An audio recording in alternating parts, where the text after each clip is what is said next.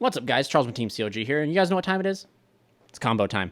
So today, guys, I'm going to be showing you some White Forest combos. It's a deck I've been having on the back burner here on the channel, and along with like Menadium and stuff like that, it's kind of a deck that I've been kind of interested in, like tinker around with, like that's not Infernoble in a way. So what I'm going to showcase you guys today is two combos that beat Nib, and it's essentially Elzette plus Toy Box, or excuse me, it's Elzette plus Toy Box, and it's Estellar plus Toy Box. And I believe most people are aware of this line. And I actually don't know, actually, I take that back. I don't think a lot of people are aware that this deck does have an anti-Nibiru line. I think a lot of people just assume that it doesn't since Baron's gone. But you do with Toy Box plus Estellar, and you do with Elzette plus Toy Box. Now, there is a difference here. There's a difference. There's something cool that can be done. I shouldn't say it's cool. It's just an extra extension. So the same combo can be done with Estellar plus Toy Soldier. Gets you to the same type of combo as it would if it was Estellar plus Toy Box. However, Elzette plus Toy Soldiers doesn't get you the same in board. I'm still trying to iron out and work out that type of way to figure out what exactly does this get you. And I just haven't been able to cook with it lately because of work and stuff. So what we're going to do today, guys, is show you how to beat Nib with White Woods. White Forest. Why did Konami change the name, man? Come on, man. And also, Konami, at the time of making this video, where's our ban list? You really going to drag it out to the 31st? That's insane. So anyway, please remember if you enjoy this type of content, all this type of stuff, hit that subscribe button, do the notification bell. If you guys want to support the channel directly, become a member and get awesome perks and rewards for as little as 99 cents. You can get awesome, like, rewards that are well worth it, in my opinion. Cool emojis, custom artworks and stuff like that done by our local artists on the Discord. Anyway, let's just go and start with a 2-card combo. You're going to start by activating arguably the best card in the deck, which is Toy Box, to go ahead and set yourself the tank and the soldier directly from the deck. So instead of flipping them face down, guys, we're going to keep them up here. You're going to activate Elzette's effect, sending the Toy Soldier and summon itself and searching yourself any White Forest monster. You're going to go ahead and search the Estellar. Toy Soldier will summon itself, and since we control the Toy Box, we can add a level 4 light monster, which is going to be the Rusia, excuse me. It's going to be Rusia. Their names are very similar, but I'm still trying to learn them. We're going to add Rusia. You go ahead and, since you control White Forest, special summon itself. Now here you can use Rusia's effect to send the Toy Box to get yourself an additional draw. And in this combo sequence, this doesn't matter. So in Elzette with Toy Box, you get this draw freely. However, in the Estellar plus that, you use Rusia's draw. You have to make sure you have another spell. Unless I'm doing it incorrectly, which I might be, comment down below if I'm doing that combo sequence incorrectly.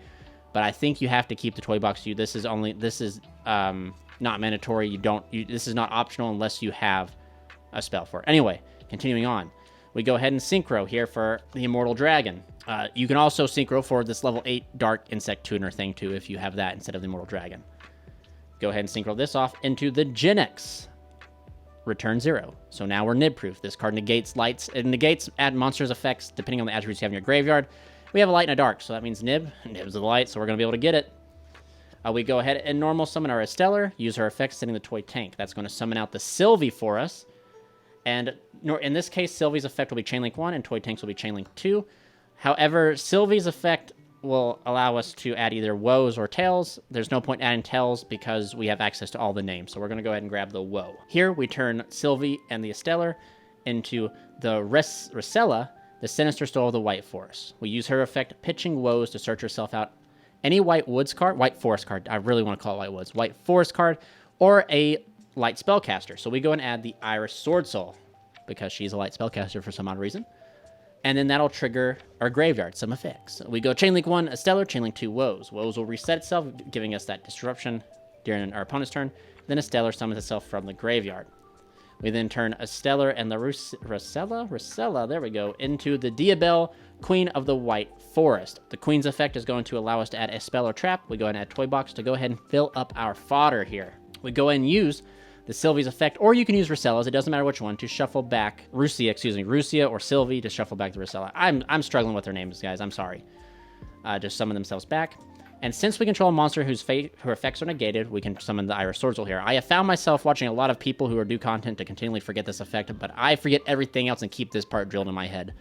So we end up summoning out the Iris Sword Soul. Then this is where the combo can pivot to whatever you want to do. You can use the Sylvie and the Iris to make Crimson, Crimson Search Rumble, Crimson Target Diabelle, summon Crystal Wing, Rumble back, and then make the Silhouette Hat, and then set the Azure statue. So then you end on Arms, Crystal, Diabelle, Azure, and Woes, which is not a bad board, but I'm going to show you this particular route, which is a little bit better. It's safer because it stops cards like Dark Ruler and stuff like that. Go ahead and synchro here into the Visas Armatara to go ahead and search ourselves the Manadium Reframing. Side note, guys, they really did Prime Heart dirty, and I'm really upset to this day that Manadium's boss monster, Prime Heart, is the weakest of the heart cards. Like, a Rise Heart's insane, Kaleido Heart's nutty, Tri-Heart's kind of bonkers as well, but, like, Prime Heart? Come on, man. Konami really did the deck dirty by making their boss monster be, like, kind of mid.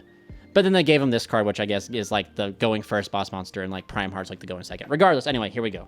So right here, we can finish off our inboard by overlaying the Visas and the Iris into Hope Harbinger. We can go ahead and set the reframing, and then we activate Toy Box, setting from the deck one more Toy Soldier to deck thin, and to go ahead and grab ourselves the tank from the graveyard.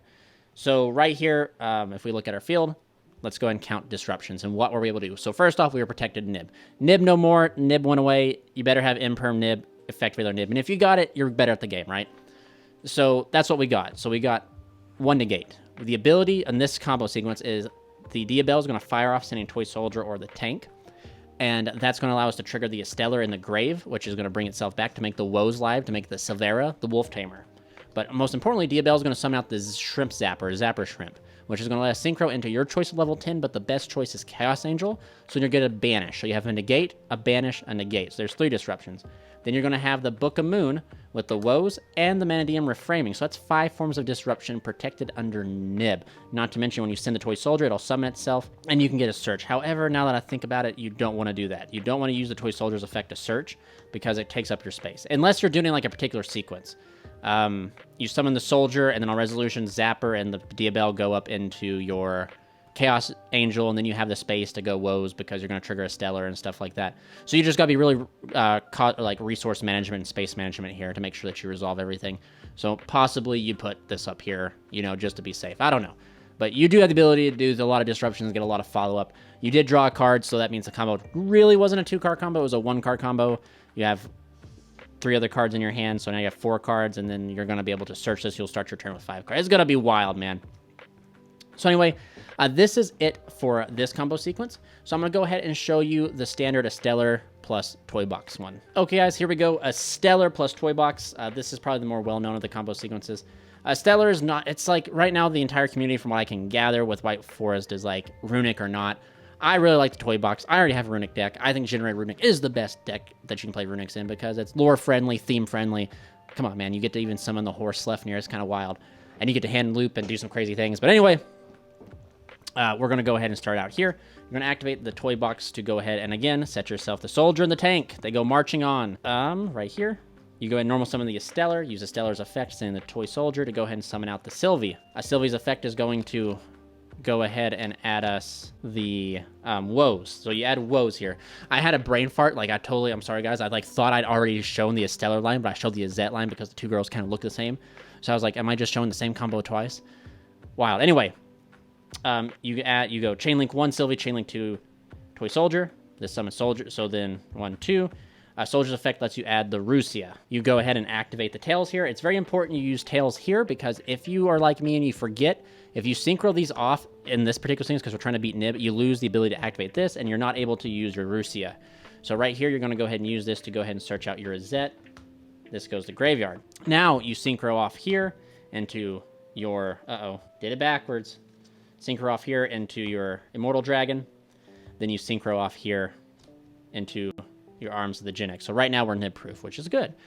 We go and activate Elzette, sending the tank to summon itself and search herself out a follow-up card, which could just be an extra copy of Estellar, the white.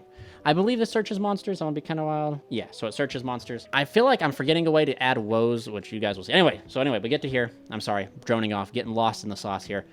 You get to here, you add this, you go ahead and use Rusi's, and tank summons itself. Use Rusi's effect to summon itself at 2. You can use Rusia to send the Toy Box if you have an additional spell. If you don't send it. You need to have a spell to send off of the Sinister Soul. We go ahead and go here for the Sinister Soul. Use her effect, sending the Toy Box to go ahead and add ourselves the level 8 Iris Sword Soul. Now you could add Woes if you wanted to here, but we're trying. I don't know if that's the correct line to do. So anyway, we go effect of the Estellar to summon itself. We turn Rosella and the Estellar into the Diabell. Use Diabell's effect on summon to add a spell or trap from the graveyard. You can add Tails. You can add Toy Box, which I recommend because Toy Box is not. It's a soft once per turn, so you get to reload everything here. We go ahead and use the effect of Sylvie or Rusia. It doesn't matter. Shuffle back here to summon itself out. We'll just do Rusia this time. And since we have a monster that's effects are negated by its own effect, Iris Sword Soul can summon itself again. And again, I told you guys could go into this particular route where you go into Rumble and stuff like that. But again, we're just going to keep it simple. And we're going to try to beat blowout cards such as Droplets and everything like that. And make the Visas Amatara. Then we're just going to add ourselves the Manadium Reframing. Now, actually, we'll just spice it up. Instead of going here for Hope Harbinger, let's go ahead and link these off into the Silhouette Rabbit up here. So Silhouette Rabbit comes down, effect a Silhouette Rabbit to go ahead and set the Angel Statue. So you set Angel Statue, you set Reframing, you go and activate the Toy Box to go ahead and set the Soldier and the Tank again. Soldier and Tank. And this is your end board here. So you're looking at, I think, like 4 forms of disruption here. It's 1 less disruption than Elzette plus Toy Box, but that's okay. Maybe I missed it somewhere. Comment down below if I missed a way to get access to woes and I did this wrong. I would love to learn this deck, learn a little bit more. But essentially, you have the ability to use Diabell to summon out the Silvera, the Wolf Tamer, which is a Book of Moon. So right here, you got a total of 4 disruptions. You got the Diabell into the Book of Moon. Technically, it doesn't have to be Silvera. It's just like it's a massive Book of Moon. It could also be the Shrimp Zapper to go into your choice of Synchro 10. But you have 1, 2, 3, 4. Technically, Silhouette Rabbit counts as 5 because you can still pop a spell or trap if you summon this Azure Statue. So, like, technically, you would have 5 forms of disruption if it count.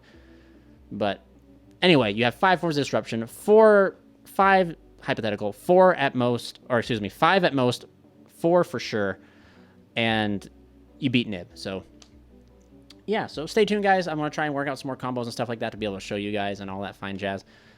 So, yeah, please remember, if you guys enjoy this content, I already said in the beginning of the video, but like and subscribe. What are you doing? I really enjoy talking and chatting and, like, debating. And not really debating, but, like, finding out deeper and more intricate lines and stuff like that. So, yeah, just join the Discord, subscribe, like, all that fine stuff. But most importantly, you guys stay safe, stay healthy. This is Charles with Team COG, signing out.